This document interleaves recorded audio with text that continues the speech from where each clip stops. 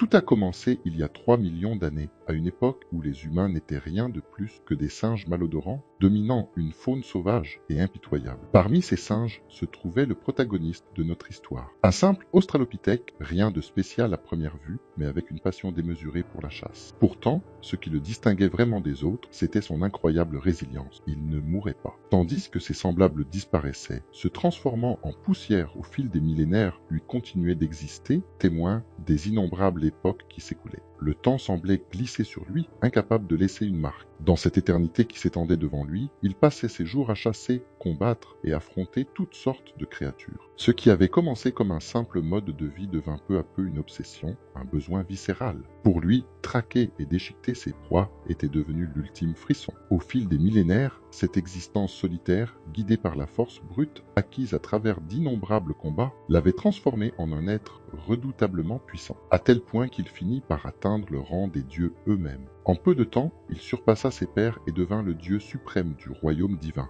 Celui qui n'était autrefois qu'un simple singe dominait maintenant la planète Terre. Mais atteindre une telle puissance n'avait jamais été son véritable objectif, et aujourd'hui, un profond ennui le tourmente. Alors qu'il est assis sur son trône, las et sans inspiration, il tape distraitement du bout de son orteil sur le sol. Ce geste, anodin en apparence, suffit à provoquer un tremblement de terre gigantesque ébranlant la planète entière. Cette planète, d'ailleurs, n'est pas n'importe laquelle. C'est le sanctuaire des dieux, connu sous le nom de royaume divin. Le tremblement est ressenti par tous les dieux présents, et parmi eux, Lucifer, le deuxième dieu le plus puissant, est particulièrement agacé. Sans même chercher à confirmer, il sait exactement qui en est responsable. Pendant ce temps, Mu, notre protagoniste, reste affalé sur son trône, visiblement frustré. Il a déjà combattu tous ceux qui auraient pu représenter un véritable défi, et désormais, il n'y a plus personne pour lui tenir tête. Cela fait si longtemps qu'il a du mal à se souvenir de son dernier combat. Peut-être il y a 1000 ans, il est littéralement victime de son succès. Sa force surhumaine l'a privé de toute opposition. Mais soudain, une idée lui traverse l'esprit. S'il n'y a plus personne d'assez fort pour le défier, peut-être pourrait-il s'affaiblir pour rendre les choses intéressantes à nouveau. Ce plan lui semble brillant.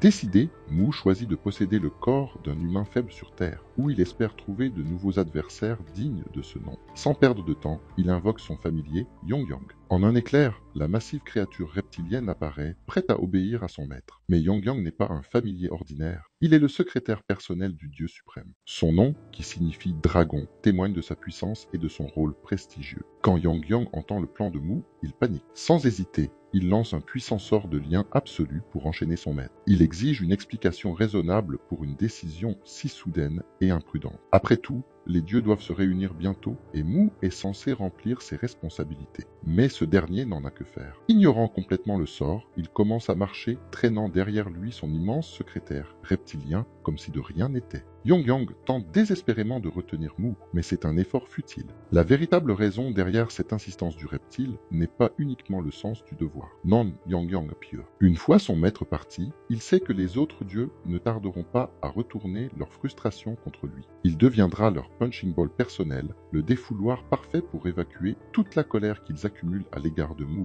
Mais Mu a pris sa décision, et rien ni personne ne peut l'empêcher de satisfaire son envie irrésistible de se battre. Sans effort, il brise les chaînes qui le retenaient, se tourne vers son secrétaire reptilien et, avec un sourire en coin, déclare qu'il pourrait reconsidérer sa décision, à condition que Yongyang accepte de l'affronter en duel. Terrifié à l'idée de se faire déchiqueter par son propre maître, le pauvre Yongyang abandonne immédiatement et lui souhaite un bon voyage, tremblant de peur. Libéré de tout obstacle, Mu se concentre désormais sur sa prochaine mission, trouver un humain à posséder. En scrutant les pensées des habitants de la Terre, il parcourt un océan de désirs et de souhaits à l'écoute des voix de leurs âmes. Au milieu de ce tumulte, une pensée ressort particulièrement, celle d'un jeune homme souhaitant être transporté dans un autre monde. Cette découverte fait sourire Mu jusqu'aux oreilles. Il a trouvé le candidat parfait. Non seulement il pourra posséder ce corps, mais il exaucera aussi le souhait de ce garçon. Une situation gagnante pour les deux. Se tournant vers Yongyang, Mu annonce qu'il laissera son corps derrière lui et confie à son familier la responsabilité de s'occuper de quiconque viendrait à sa place. Cette déclaration plonge Yongyang dans une panique totale. Il tente de raisonner son maître, lui expliquant qu'en quittant son corps, l'âme risque de périr si le corps meurt. Mais Mu, têtu comme à son habitude, balaie ses inquiétudes d'un revers de main. Il promet qu'il reviendra tôt ou tard. Passons maintenant au jeune homme en question, Li-Oh. Ce terrien de 17 ans est un garçon frêle et sans histoire. Sa vie est si monotone qu'il s'imagine héros de ses propres jeux vidéo, seul endroit où il peut se sentir puissant et invincible. Mais aujourd'hui, il en a assez de cette existence vide. Désespéré, il décide de mettre fin à ses jours, espérant être réincarné dans un autre monde où il pourrait enfin vivre la vie de ses rêves. Sans la moindre hésitation, Li-Oh saute dans le vide. Alors qu'il tombe, il crie de rage contre son dieu, le provoquant pour qu'il le transporte dans un autre univers. Finalement, il s'écrase au sol dans un bruit horrible, son corps brisé par l'impact. Mais ce n'est pas la fin. La scène suivante le laisse bouche bée. Une créature massive se tient devant lui, si imposante qu'il sent la sueur couler sur son front. Li-Oh et Yong-Yang, stupéfaits, posent la même question en chœur. Qui diable es-tu ? Pendant ce temps, revenons à Mu. Juste avant que Li-Oh ne touche le sol, Mu s'est emparé de son corps. Une fois l'impact passé, il découvre avec étonnement à quel point ce corps humain est fragile. Les muscles lui obéissent à peine. Malgré cela, il commence à bouger, bien décidé à tester ses limites et à entamer une nouvelle vie. À sa manière, les muscles qui bougent sans contrôle conscient sont appelés muscles involontaires. Le cœur et les muscles des organes internes en sont des exemples. Mu, après avoir passé 3 millions d'années à perfectionner son corps physique, a atteint un niveau de maîtrise inégalé de la forme humaine. Il peut contrôler consciemment chaque partie de son corps. Son sang, ses vaisseaux sanguins et même ses muscles involontaires n'échappent pas à son contrôle. En manipulant les vaisseaux sanguins, il répare le cœur mourant de ce corps et parvient même à stopper les hémorragies. Honnêtement, cela fait si longtemps qu'il n'a pas ressenti la sensation de perdre du sang que cette expérience l'excite profondément. Il est même fier de sa décision de venir sur Terre. Avec enthousiasme, il décide de se rendre à la maison de Li-Oh, qu'il suppose être sa base. Après être entré dans le dortoir du jeune homme, Mu passe des heures à examiner ses souvenirs et comprend rapidement les éléments essentiels de sa vie. Apparemment, Li-Oh n'a qu'un seul membre de sa famille, un homme qui vit loin de lui. Cela signifie que Li-Oh vit seul dans des conditions assez misérables. Son quotidien consiste à aller à un endroit appelé école, où il subit régulièrement les violences d'un individu en particulier. Cette information réjouit Mu. Après tout, son seul objectif ici est de se battre, et cela semble prometteur. Alors qu'il s'enthousiasme à l'idée de sa prochaine bagarre, il ressent soudainement une douleur aiguë dans ses muscles. Il réalise rapidement que cette douleur vient du poirier qu'il a fait plus tôt. Pourtant, au lieu d'être contrarié, Mu est ravi. Cette sensation de courbature musculaire, qu'il n'a pas connue depuis un millier d'années, le remplit de joie nostalgique. Le lendemain, l'endroit où Li-Oh était tombé attire l'attention des autorités. La zone est rapidement transformée en scène de crime, entourée de rubans et surveillée de près. Le sol est couvert de sang et les enquêteurs tentent d'identifier à qui il pourrait appartenir. Mu, passant non loin de là, remarque les officiers, mais décide de ne pas s'attarder et se dirige directement vers l'école. En arrivant, Mu ouvre la porte de la classe avec une force brute, ce qui fait rebondir la porte, et le frappe au visage. À l'intérieur, il aperçoit immédiatement un visage familier, le type qu'il a vu dans les souvenirs de Li-Oh. Cet individu, qui intimidait fréquemment le jeune homme, remarque Mu et s'adresse à lui d'un ton moqueur, questionnant son comportement stupide. En voyant ce visage, Mu comprend qu'il a trouvé sa première cible. La joie monte en lui et un sourire légèrement dérangé apparaît sur son visage. L'intimidateur, troublé par ce sourire étrange, pose son téléphone, s'approche et lance un coup de poing, sans prévenir. Le coup fait saigner Mu, mais il ne réagit pas. Vous voyez, Mu a un code personnel bien particulier quand il s'agit de combat. Selon lui, une bagarre ne commence réellement que lorsque toutes les parties impliquées partagent une intention implicite de se battre. Il considère cette attaque préventive comme une preuve de l'intention de son adversaire. Bien que ce code lui coûte parfois quelques blessures au visage, Mu est satisfait. Il a maintenant le feu vert pour riposter. Sans hésiter, il se prépare à rendre coup pour coup. Mu assène un coup dévastateur en plein visage de son adversaire. Il y met tellement de force que tous les muscles de son bras, encore endoloris par les courbatures, s'électrisent de douleur. Cette sensation lui arrache une grimace étrange, comme s'il venait de croquer dans quelque chose de vraiment dégoûtant. Pendant ce temps, dans la classe, le professeur Segosi, furieux de voir ses deux élèves se battre comme des idiots. L'intimidateur, quant à lui, sent sa fierté s'effondrer après avoir encaissé un coup aussi puissant. Pour sauver la face, il décide de riposter et se lance sur Mu avec toute sa rage. Mu entre immédiatement en état d'alerte, mais il est bien conscient de ses limites. Dans un corps aussi faible, il ne peut pas esquiver comme il le ferait habituellement. En manque de force et sans magie à sa disposition, il est obligé d'improviser. Même avec ses désavantages, il finit par encaisser un coup dur et réalise rapidement une chose importante. Il n'y a pas de mana sur Terre. Complètement à court d'options, Mu décide de se battre avec ce qu'il a, quitte à être créatif. Alors que l'intimidateur se prépare à lancer un autre coup, Mu, incapable d'utiliser ses bras ou ses jambes, décide littéralement d'utiliser sa tête. Il encaisse le coup directement sur son crâne, qui est si solide que l'intimidateur entend un craquement sinistre de ses propres os. La douleur atroce qui suit laisse l'adversaire abasourdi. Profitant de cette distraction, Mu saisit sa chance. Il frappe violemment la cible la plus vulnérable, le plexus solaire de l'intimidateur, avec un coup de tête parfaitement calculé. Puis, sans perdre une seconde, il enchaîne avec un uppercut, toujours en utilisant sa tête, qui percute violemment le menton de son ennemi. Ce dernier, complètement dépassé, s'effondre à genoux, incapable de continuer le combat. Dans la classe, les élèves de la génération Alpha, toujours prompts à capturer le moindre événement spectaculaire, dégainent leur téléphone pour enregistrer la scène. La salle entière est en ébullition. Hier encore, ils avaient vu Li-Oh se faire humilier. Mais aujourd'hui, ce retournement de situation est tout simplement incroyable. Cependant, Mu, lui, est perdu dans ses pensées. Il savoure chaque instant. Il se rappelle cette sensation qu'il adore quand un combat se termine et que l'adrénaline retombe. Il reste cette douleur sourde et régulière qui pulse dans les zones où on a été touché, ainsi que ce goût métallique du sang qui s'infiltre dans la bouche. C'est exactement ce qu'il recherchait depuis si longtemps, et cela l'excite au plus haut point. S'accroupissant près de l'intimidateur à terre, Mu décide de lui exprimer sa gratitude, à sa manière. Mais sa façon de dire merci est, disons, plutôt inhabituelle. Dans un geste à la fois sauvage et imprévisible, il ouvre la bouche, mord l'oreille de son adversaire et la recrache sans cérémonie sur le sol. Cette scène barbare fait monter d'un cran l'anxiété générale dans la classe. Personne n'arrive à croire ce qu'ils viennent de voir. Ce type a vraiment arraché une oreille comme si de rien n'était. Pour Mu, cependant, ce n'est rien de plus qu'un rituel personnel. C'est sa façon étrange de remercier ceux qui lui offrent un combat amusant. En même temps,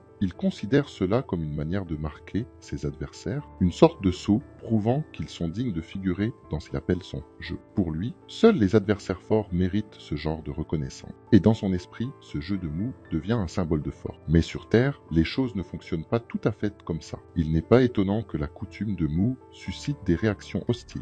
Même les étudiants d'autres classes en parlent. Un élève qui frappe un camarade, ça arrive. Mais quelqu'un qui se fait humilier à ce point, c'est une première pour l'école. À travers les fenêtres, tout le monde observe l'intimidateur être transporté en ambulance. Mu, quant à lui, est ravi de découvrir que cet endroit propose même des soins à domicile, selon ses termes. Alors que l'ambulance s'éloigne à toute vitesse, il lui fait un grand signe d'adieu, visiblement de bonne humeur. Même si Mu a trouvé le frisson qu'il recherchait tant dans ce combat, il est maintenant temps d'affronter les conséquences de ses actes. Son professeur, visiblement furieux, se tient juste derrière lui. Une fois dans le bureau, le professeur commence à hurler, débordant de colère. À un moment, il lève instinctivement la main pour frapper Mu. Mais au lieu de craindre le coup, Mu est carrément excité à l'idée de le recevoir. Il attend presque avec impatience que le professeur passe à l'acte. Cependant, en voyant l'expression étrange et presque joyeuse de Mu, le professeur s'arrête net. Il tressaille, puis réalise qu'argumenter avec un tel fou est inutile. Résigné, il ordonne simplement à Mu d'amener ses parents et le renvoie de l'école en lui donnant la permission de partir plus tôt. Un peu plus tard, Mu marche dans les rues, son humeur visiblement plus basse. Il est frustré de ne pas avoir eu l'occasion de se battre davantage. Toutefois, il apprécie de pouvoir quitter l'école plus tôt car il a besoin de temps pour récupérer des dégâts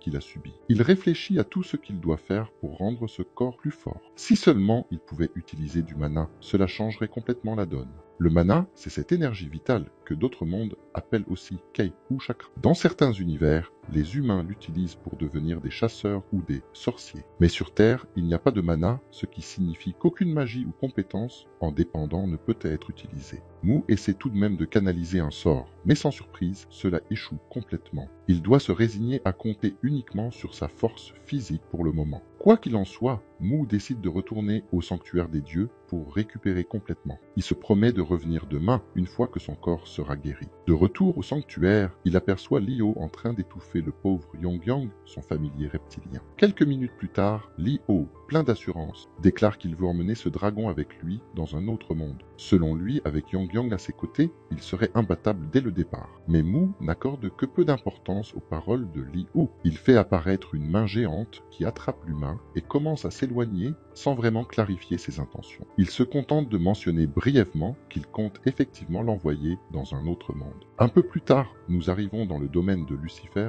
le deuxième dieu le plus puissant. Mu fait irruption dans le château sans demander la moindre permission, comme à son habitude. Lucifer, déjà au courant de la situation, sait parfaitement pourquoi Mu est là. Il refuse catégoriquement, sans même écouter ce que Mu a à dire. Mais Mu insiste, affirmant qu'il a déjà pris sa décision. Li-O ira dans un autre monde, point final. Il demande donc humblement à Lucifer d'ouvrir la porte. Évidemment, Lucifer déteste l'attitude de Mu et la manière dont il essaie de lui donner des ordres. En toute honnêteté, Lucifer n'a aucune raison de suivre les ordres de Mu. Mais Mu, fidèle à lui-même, lui rappelle rapidement l'écart considérable entre leurs forces. Ce simple fait devrait suffire pour que Lucifer se plie à ses exigences. Et si jamais cela ne fonctionne pas, Mu propose une autre solution, un bon vieux combat pour régler ça. Bien sûr, Lucifer sait parfaitement où cela mène, et cela le fait bouillir de rage. Pourtant, il n'a d'autre choix que de céder et commence à ouvrir la porte dimensionnelle. Mais avant qu'il ne termine, Mu l'interrompt brusquement, décidant de s'en occuper lui-même.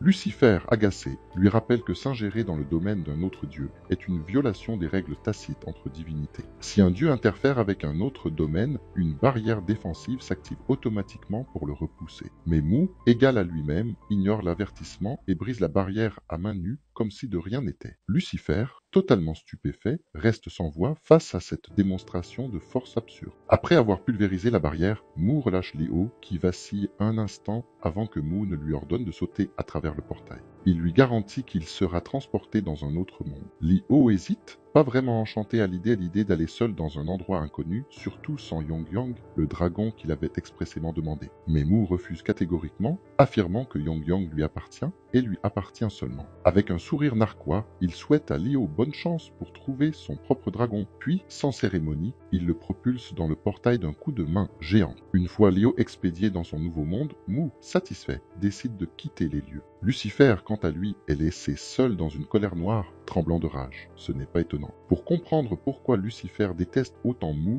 il faut remonter dans le passé. Lucifer est originaire de son propre domaine, la planète Alum. Ancien roi démon, il régnait en maître absolu, au sommet de tous les êtres vivants. Avec un pouvoir inimaginable, il devint si arrogant qu'il osa défier Dieu lui-même, une existence suprême. Contre toute attente, Lucifer triompha, tuant ce dieu et prenant sa place. À cette époque, Lucifer était l'incarnation du pouvoir ultime, le dieu des dieux. Invincible, légendaire, transcendant, une force de la nature que personne ne pouvait arrêter. Enfin, c'était vrai jusqu'à ce que Mu entre en scène. Depuis, Lucifer nourrit une haine viscérale pour celui qu'il considère comme une brute incontrôlable. Pendant que Mu s'élance sur Yong-Yang pour quitter les lieux, un immense œil menaçant apparaît, observant notre héros dans l'ombre. Retour à Lucifer, qui est rouge comme une tomate à cause de toute la colère qui bouillonne en lui. Et maintenant, revenons à un autre tyran, un intimidateur au visage furieux, étrangement similaire à celui de Lucifer en ce moment. Toujours furieux de s'être fait ridiculiser par un prétendu perdant pathétique, il est déterminé à ne pas laisser Li-O s'en tirer aussi facilement. Blessé dans sa fierté, il décide de prendre sa revanche et sort son joker, Chaol-Yang. Entré en scène, King Chaol. Ce colosse musclé est le champion national de boxe junior, 11e division, au festival sportif annuel. Alors qu'il transpire dans une salle de sport, un téléphone posé dans un casier commence à sonner. Le son attire son attention, mais il découvre rapidement que ce n'est pas son propre téléphone, mais celui de son ami Guak Chol. Guak, qui a 2 ans d'expérience en boxe et 14 sessions de sparring à son actif, attrape son téléphone fissuré et répond à l'appel. Sans grande surprise, l'appelant n'est autre que cet intimidateur frustré. D'ailleurs, on ne connaît toujours pas son nom. Alors, pour lui donner un surnom bien mérité, appelons-le Poussin. Poussin ou Chickpea offre à Guak un nouveau téléphone pour remplacer son appareil cassé. Mais bien sûr, il y a une condition, il veut quelque chose en retour. Et comme on peut s'y attendre, Guak est plus que disposé à l'aider. La scène suivante se déroule dans la salle de classe. Chickpea, le nez et les oreilles couverts de bandages, avec sa main enveloppée, après sa défaite humiliante devant tout le monde. Il marche tête basse, incapable d'affronter les regards de ses camarades. Comme prévu, il devient immédiatement le centre d'attention. Les élèves commencent à chuchoter, moqueurs. Certains rient même en se souvenant de la manière dont il se comportait auparavant, toujours à embêter les autres. Maintenant, le voir dans cet état leur semble à la fois hilarant et pathétique. Ceux qui avaient peur de lui trouvent soudain ridicule d'avoir été intimidés par ce clochard. Les murmures et les ricanements finissent par agacer profondément Chickpea. Frustré, il claque son sac sur son bureau,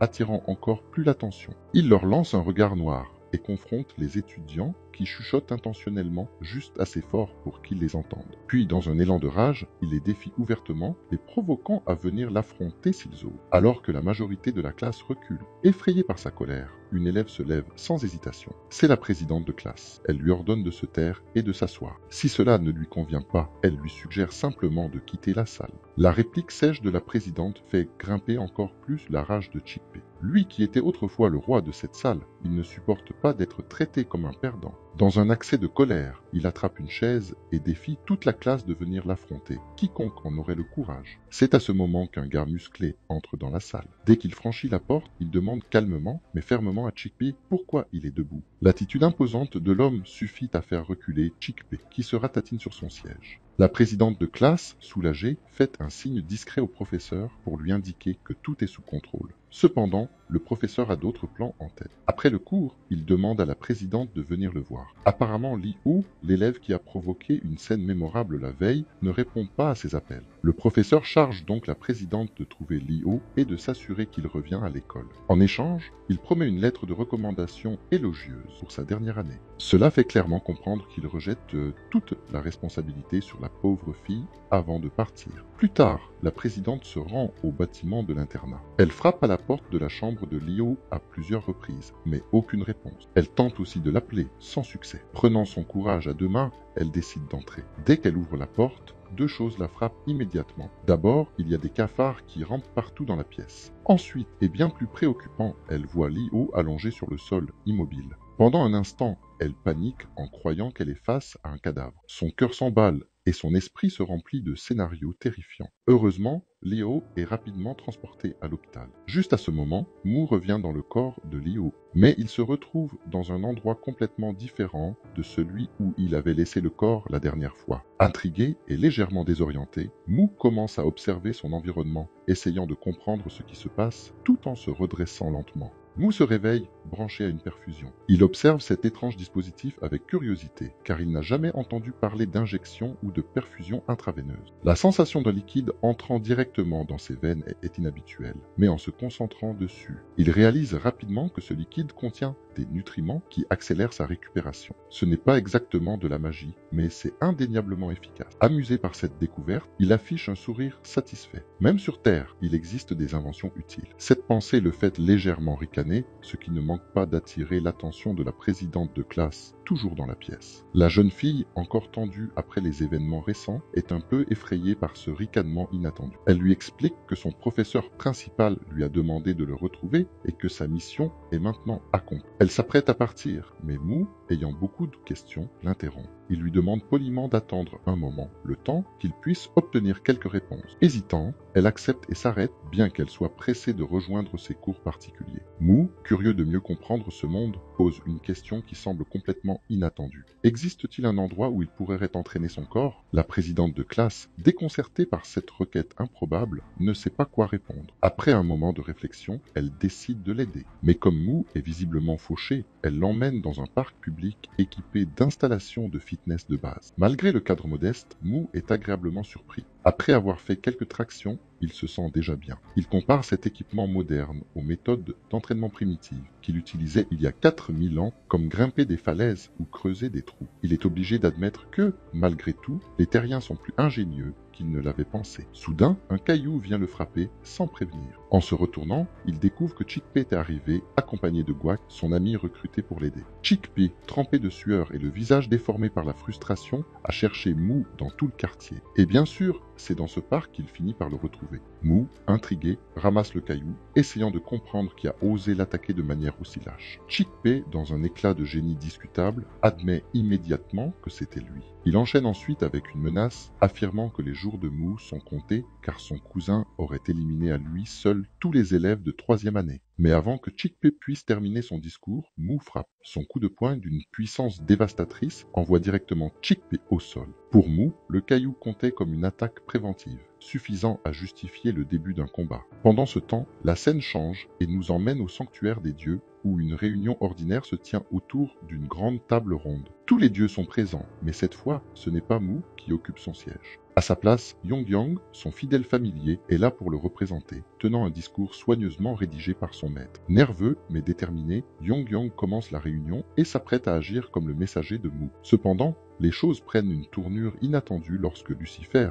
absolument furieux, interrompt la réunion. Il exige des explications sur ce que Yongyang pense être en train de faire. Sous le choc, le pauvre dragon sursaute presque hors de ses écailles, paniqué par cette intervention brutale. Yongyang, paniqué, se précipite pour rassurer Lucifer, expliquant d'une voix tremblante qu'il est seulement là pour transmettre un message de son maître et qu'il partira aussitôt, sa mission accomplie. Une fois cette excuse nerveuse livrée, il reprend son souffle, se ressaisit et commence à transmettre le message de Mu. Le message est direct, peut-être même trop direct. Mu veut être informé immédiatement si quelqu'un de plus fort que lui apparaît, car il a hâte de l'affronter. Voilà, c'est tout. Sans surprise, ce message met Lucifer hors de lui. Dans un accès de frustration, il frappe la table avec une telle force qu'une fissure apparaît sur sa surface. Sa colère est palpable lorsqu'il s'exclame que ces réunions sont déjà une perte de temps monumentale. Mais maintenant, Mu ne se donne même pas la peine de se présenter en personne. Il se tourne alors vers les autres dieux, demandant avec sarcasme s'ils sont réellement d'accord avec un comportement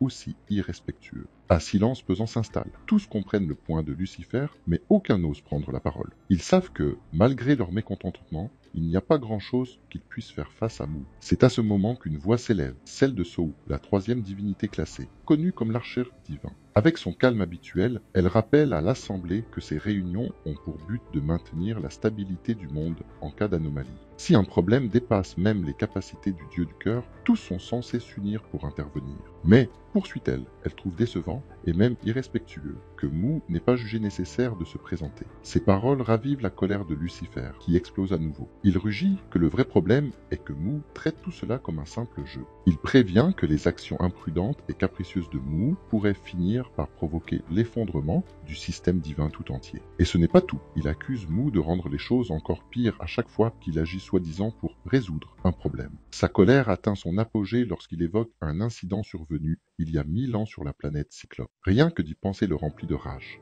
À cette époque, une créature du vide, Shagot, avait attaqué la planète. Mu, dans son style typique, avait détruit le monstre avec une force brute stupéfiante. Mais son approche imprudente avait causé des dégâts colossaux à la planète elle-même. Le dieu des Cyclopes, visiblement mal à l'aise, hoche doucement la tête, confirmant l'histoire. Lucifer insiste, si les dieux avaient travaillé ensemble, ils auraient pu minimiser les destructions. Au lieu de cela, Mu avait agi seul, permettant à la créature de dévorer une partie de la planète avant de la détruire. Lucifer, à bout de patience, déclare qu'il ne peut plus tolérer les agissements destructeurs de Mu. Il va jusqu'à affirmer que Mu n'est même pas digne de porter le titre de Dieu. Ces mots terrifient Yongyang, qui panique à l'idée que cette réunion pourrait marquer un tournant dangereux pour son maître. Ne sachant que faire, le pauvre dragon implore désespérément Mu de revenir et d'arranger les choses. Pendant ce temps, sur Terre, Chikpé est étalé sur le sol après avoir encaissé le coup de poing de Mu. Il est furieux et hors de lui, pestant contre cet idiot qui n'a même pas hésité avant de le frapper, même en présence de son cousin, le boxeur estimé. Quack, qui observe la scène, prend enfin la parole. Il remarque que Mu n'a pas seulement du cran, mais qu'il sait aussi se battre. Curieux, il demande à Mu s'il pratique un sport. Évidemment, Mu, avec son esprit direct et peu habitué à ce genre de concept structuré, répond simplement que tout ce qu'il fait, c'est se battre. Quack, intrigué, reste pensif face à cette déclaration brute. Quack manque de s'étouffer en entendant la réponse absurde de Mu. Malgré tout, sa curiosité est piquée. Décidé à tester ce métal, il se lance avec un coup de poing brutal, prenant l'initiative. Comme on pouvait s'y attendre, le coup fait mouche, du sang jaillit du nez de Mu qui est projeté en arrière. Pourtant, Quack n'est pas satisfait. Il remarque que Mu avait délibérément observé son poing, venir sans même essayer de l'esquiver. Rappelons-le, Mu, ce maniaque, ne se dérobe jamais face à une attaque préventive. Maintenant que les bases du combat sont posées, Mu est prêt à tout donner. Après avoir attentivement analysé les mouvements de Quack, il imite la posture d'un boxeur en serrant ses poings. Il lance une frappe monumentale avec toute sa force. Quack, cependant, parvient à esquiver rapidement. Malgré cela, la force pure de l'attaque le fait glisser en arrière. Ce mouvement fait comprendre à Quack qu'il n'a pas affaire à n'importe qui. La puissance de Mu est tout simplement irréelle. De son côté, Mu est aux anges. Lancer un vrai coup de boxe pour la première fois lui procure une joie indescriptible. Lors de l'impact, il avait volontairement contracté les muscles de son bras aussi fort qu'il le pouvait. Maintenant, son bras hurle de douleur, mais pour lui, cela en valait largement la peine. Ce genre de puissance brute est quelque chose qu'il n'avait jamais ressenti auparavant, surtout pas avec les adversaires habituels, qui se brisaient au moindre contact. Toutefois, Mu sait que pour continuer à se battre, il devra mieux prendre soin de ce corps. Il improvise une solution temporaire en utilisant des hantes d'anciennes sangles de boxe grecque faites de cuir de vache tannée, enroulées étroitement autour des poignets pour les soutenir. Avec cette préparation, il est prêt pour la suite. Pendant ce temps, Chick-Pea, qui observe la scène, est furieux. Voir son cousin, un boxeur réputé, être repoussé ainsi le rend fou de rage. Il hurle sur Gouac, exigeant de savoir pourquoi il a tant de mal contre Mou. Sous cette pression, Gouac se lance à nouveau, déterminé à porter un autre coup. Mais Mou anticipe et bloque son attaque sans effort. Gouac, frustré, déchaîne toute sa force, lançant une série de coups rapides et précis. Mais rien n'y fait. Mou les bloque tous avec une facilité déconcertante. Pire encore, il analyse chaque mouvement. En observant la manière dont les muscles de Gouac se contractent, Mou peut deviner avec précision où chaque coup sera dirigé. Finalement, Mou effectue un pas en arrière, évitant habilement un coup direct. Gouac, exaspéré par cet échec, tente un autre coup de poing, que Mou esquive encore. Cette fois, Mou riposte avec un contre parfaitement placé, frappant directement la main de Gouac. Le choc lui cause une douleur atroce, le laissant grimacer. Mou trouve cette réaction hilarante, remarquant à quel point l'expression de douleur de Gouac ressemble à celle de Chick-Pea. Cela confirme ses soupçons, ces deux-là sont belles et bien cousins. Avec un dernier coup décisif, Mou assomme Gouac d'un coup net, le laissant inconscient au sol. Chick-Pea, quant à lui, reste pétrifié de peur sous le regard intense de Mou. Tandis que Mou se prépare à finir ce qu'ils ont commencé, Chick-Pea, paralysé, tremble, son courage complètement évaporé. En voyant son adversaire recroquevillé de peur, Mou conclut qu'il a perdu volonté de se battre. Direct et sans détour, Mou lui demande s'il a encore l'intention de continuer. Mais avant que Chick-Pea ne puisse répondre, Mou lui assène un coup de poing dévastateur en plein visage. Ce qui s'ensuit est une véritable tempête de coups. Inarrêtable, Mou poursuit son assaut, déterminé à enseigner à Chick-Pea une leçon qu'il n'oubliera pas de sitôt. Mou continue son assaut sans accorder une seconde à Chick-Pea pour admettre sa défaite. Coup après coup, il martèle son adversaire jusqu'à ce que Chick-Pea soit réduit à un état lamentable. Pour conclure, Mou assène un dernier coup de poing dévastateur, si puissant qu'il semble faire vibrer les os de son adversaire, laissant Chick-Pea complètement KO. Satisfait que le combat soit terminé, Mou se redresse, récupère l'oreille de Gouac qu'il avait arrachée plus tôt, puis tourne les talons, abandonnant les deux cousins brisés derrière lui. De retour dans son appartement, Mou s'assoit et repense aux événements récents. Il admet que se battre a été incroyablement amusant jusqu'à présent, mais un problème persiste, son corps. Ce dernier se brise bien trop facilement, un fait qui le retient dans sa quête de puissance. Il n'aurait jamais imaginé que ses muscles puissent se déchirer en lançant quelques coups de poing simples. Certes, il comprend que ce processus de déchirure musculaire est essentiel pour devenir plus fort, mais cela l'interrompt constamment dans ses combats. Finalement, il décide de retourner au sanctuaire des dieux pour récupérer un objet qu'il avait demandé à Yongyang de préparer, un orbe magique de récupération. Cependant, lorsqu'il tente de faire la transition vers le sanctuaire, rien ne se passe. Peu importe à quel point il se concentre, il est incapable de s'y téléporter. Intrigué, Mou commence à se demander ce qui pourrait bien se passer. Pour comprendre la situation, faisons un bond en arrière, quelques jours plus tôt, dans le royaume divin, sur le domaine d'Elmer, sous la responsabilité de Lucifer. À ce moment-là, Mou avait violemment projeté Li-Hu dans le monde de Lucifer avant de repartir. Juste avant de partir, Mou avait donné pour mission à Yongyang de se procurer un orbe magique de récupération, si possible. Ces orbes sont des objets magiques très spéciaux, souvent trouvés sur des planètes riches en mana comme Elmer. Là-bas, ils sont assez communs et régulièrement utilisés pour la guérison et la récupération. Mais sur Terre, où le mana est extrêmement rare, ces orbes ne peuvent exister que grâce à des bénédictions divines ou à la volonté capricieuse des dieux. En conséquence, ils sont incroyablement rares et seuls quelques humains à travers l'histoire en ont possédé. Ceux qui en ont eu un ont été vénérés comme des divinités par les autres. Yongyang, fidèle à son devoir, promet de préparer l'orbe comme demandé. Mais avant que Mou ne parte, il s'interroge. Qui assistera aux réunions divines régulières si Mou est absent? En réponse, Mou, sans se soucier du protocole, fouille dans son pantalon et en sort un morceau de papier contenant un discours que Yongyang est censé lire. Avec cela, Mou s'en va, laissant le dragon gérer la situation. Dans le présent, Lucifer surveille attentivement la situation grâce à son œil géant. Une seule pensée lui traverse l'esprit. Le corps de Mou est actuellement vide et son absence à la réunion signifie probablement qu'il prévoit de rester éloigné plus longtemps. Pour Lucifer, c'est une opportunité en or, une chance unique en 1000 ans qu'il ne peut pas laisser passer. Sans hésiter, Lucifer lance un sort puissant, invoquant des tiges violettes qui s'écrasent vers Yongyang. Mais le dragon, rapide et alerte, esquive l'attaque avec agilité. Choqué et furieux, Yongyang confronte Lucifer d'un ton ferme, lui demandant s'il s'agit d'une déclaration de guerre contre le dieu de la terre. Lucifer, implacable, s'élève dans les airs et déclare clairement son intention. Il compte expulser le dieu de la terre du cercle des divinités. C'est une guerre et il a l'intention de la gagner. Yongyang, comprenant que les négociations sont impossibles, décide de ne pas se retenir. Il ouvre grand sa gueule, préparant une puissante attaque de feu comprimé et tire un rayon destructeur sur Lucifer.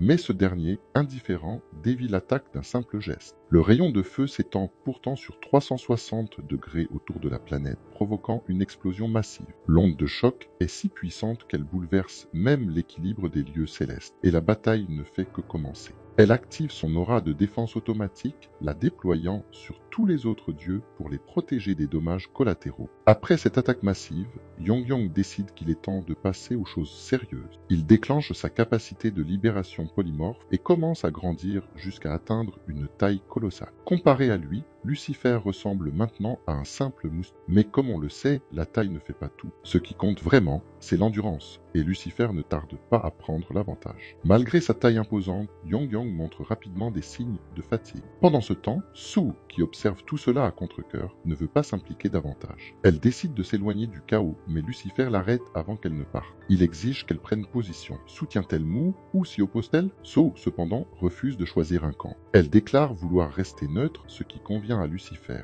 tant que ne se mêle pas de ses affaires. Il se tourne ensuite vers les autres dieux et leur ordonne d'avancer. Si quelqu'un s'oppose à ses intentions, il se dit prêt à gérer cela lui-même. Yongyang intervient alors, questionnant l'audace de Lucifer de croire qu'il pourrait vaincre le maître Mu. Lucifer répond par un ricanement, convaincu que Mu, piégé dans ce corps faible de terrien, ne pourra rien faire. Cette certitude inquiète Yongyang, qui réalise que Lucifer sait déjà dans quel état se trouve son maître. Lucifer lui rappelle que la complaisance, la force excessive et le manque de vigilance conduiront inévitablement à la chute de Mu. Mais Yongyang refuse de laisser Lucifer agir à sa guise. Il riposte en balançant sa queue géante, mais Lucifer, imperturbable, la tranche avec son épée comme s'il s'agissait d'un simple légume. Gravement blessé, le pauvre dragon est laissé au sol, mais Lucifer lui fait comprendre que tant qu'il est vivant, il pourra atteindre la terre. Une fois là-bas, il s'assurera de détruire Mu pendant qu'il est affaibli. À ces mots, Yongyang éclate de rire, se moquant ouvertement de Lucifer et de ses chances. La scène change pour se concentrer sur Guak qui vient de sortir de l'infirmerie après avoir été soigné.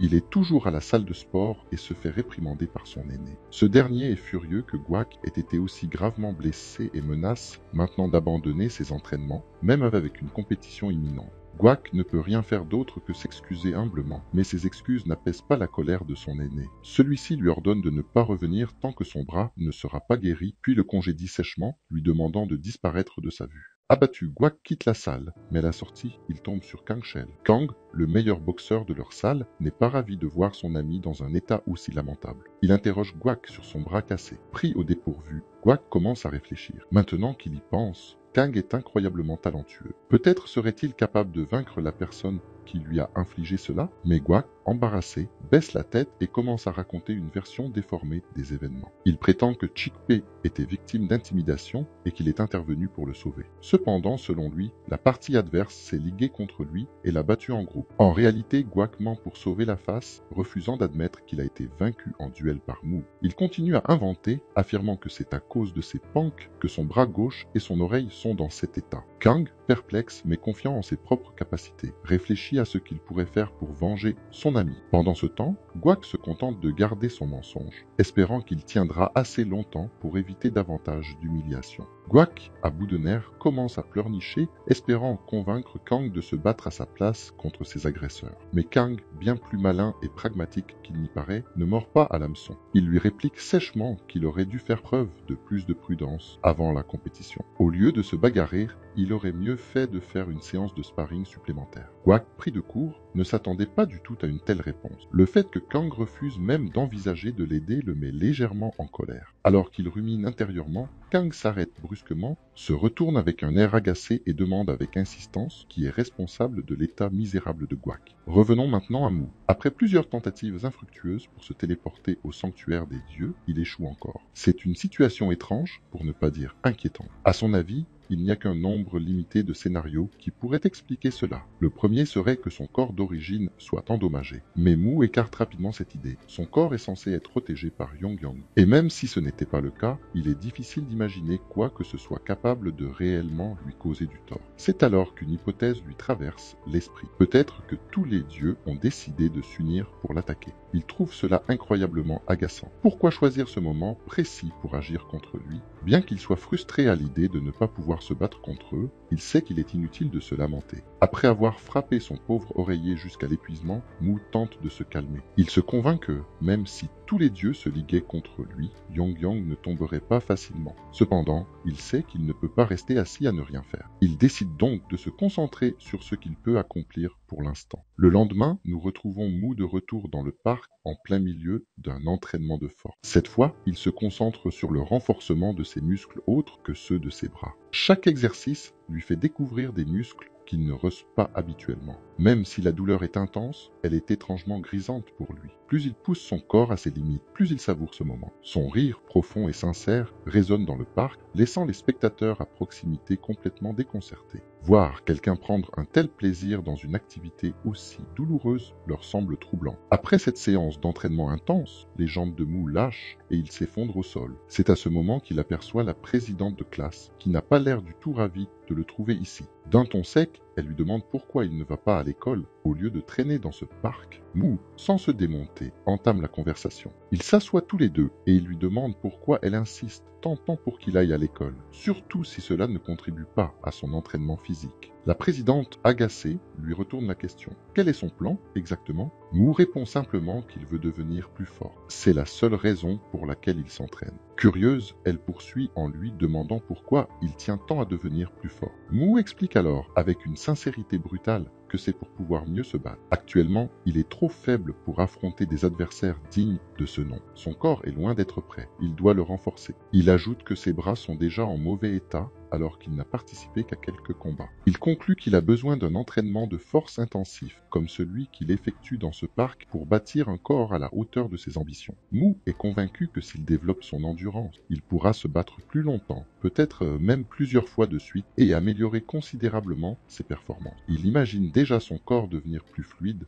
plus puissant. Mais à force de l'entendre parler sans fin de son entraînement, la présidente de classe commence à avoir la nausée. Elle l'écoute depuis des heures et ne sait plus quoi faire pour convaincre ce maniaque d'aller à l'école. Soudain, une idée germe dans son esprit. Elle lui demande pourquoi il prend autant de peine à s'entraîner s'il n'y a personne pour se battre avec lui. Elle lui rappelle qu'il s'entraîne toujours seul, sans aucun adversaire pour le défier. Pour qu'il progresse vraiment, il devra rencontrer des gens, provoquer des conflits. Ce n'était qu'en créant des situations où il pourra se mesurer à d'autres qu'il trouvera des adversaires dignes de ce nom. Avant de partir, elle le met au défi de commencer à venir régulièrement à l'école dès demain. Elle lui demande aussi, d'un ton ferme, d'arrêter de la faire supporter ses absurdités. Puis, sans attendre sa réponse, elle s'éloigne. Mu, d'abord silencieux, réfléchit aux paroles de la présidente. Elle n'a pas tort. Les adversaires qu'il a déjà affrontés sont probablement hors circuit et ne reviendront pas. S'il veut progresser et trouver des opposants plus forts, il devra aller les chercher lui-même. Et fréquenter l'école tout en laissant à son corps le temps de récupérer ne semble pas être une si mauvaise idée. Alors qu'il est encore perdu dans ses pensées, un type louche s'approche par derrière et crie son nom d'une voix rauque. Mu réagit immédiatement, tournant la tête dans sa direction. L'homme,